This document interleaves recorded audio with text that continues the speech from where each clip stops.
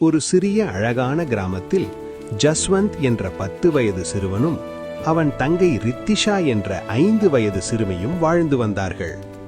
இருவருக்கும் சாகசங்களும் புதிய விஷயங்களும் மிகவும் பிடிக்கும். ஒரு நாள் அவர்கள் காட்டுக்குள் சென்று விளையாடிக் கொண்டிருந்தார்கள். அப்போது திடீரென்று ஒரு பழமையான வரைபடம் அவர்களுக்கு கிடைத்தது. என்ன மேப் இது? இது புதையல் பதிய மேப். அண்ணா, நாம் இருவரும் அந்த புதையலை தேடி போகலாமா? ஓகே ரித்திஷா, போகலாம். இருவரும் அந்த வரைபடத்தை பார்த்து காட்டின் ஆழத்திற்குள் பயணம் தொடங்கினர். பாதையில் பல சவால்கள் அவர்களை எதிர்கொண்டது.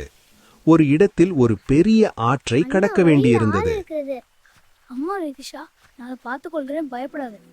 அண்ணா இருக்கும்போது எனக்கு என்ன பயம்? ஜஸ்வந்த் மரக்கட்டைகளை வைத்து ஒரு சிறிய பாலம் கட்டி ரித்திஷாவை பாதுகாப்பாக கடத்தினான்.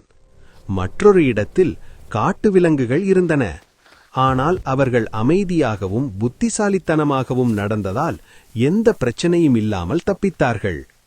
இறுதியாக அவர்கள் வரைபடத்தில் காட்டப்பட்ட இடத்தை அடைந்தனர். அண்ணா, அங்கே ஒரு மரம் தெரிகிறது. அம்மா ரித்திஷா, நானும் அதை பார்த்தேன். ரித்திஷா, ஒரு வழியாக மரத்திடு வந்தாச்சு.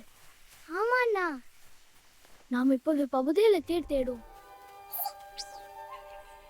அங்கு ஒரு பழைய மரத்தின் கீழ் புதையல் புதைக்கப்பட்டிருந்தது. ஜஸ்வந்த் மற்றும் ரித்திஷா சேர்ந்து தோண்ட ஆரம்பித்தனர். சில நேரம் கழித்து அவர்கள் ஒரு பெரிய பெட்டியை கண்டுபிடித்தனர். அந்த பெட்டியை திறந்தபோது அதில் பொன்னும் நகைகளும் மட்டுமல்ல, பழமையான புத்தகங்களும் இருந்தன. அந்த புத்தகங்களில் அறிவும் நல்ல மதிப்புகளும் எழுதப்பட்டிருந்தன.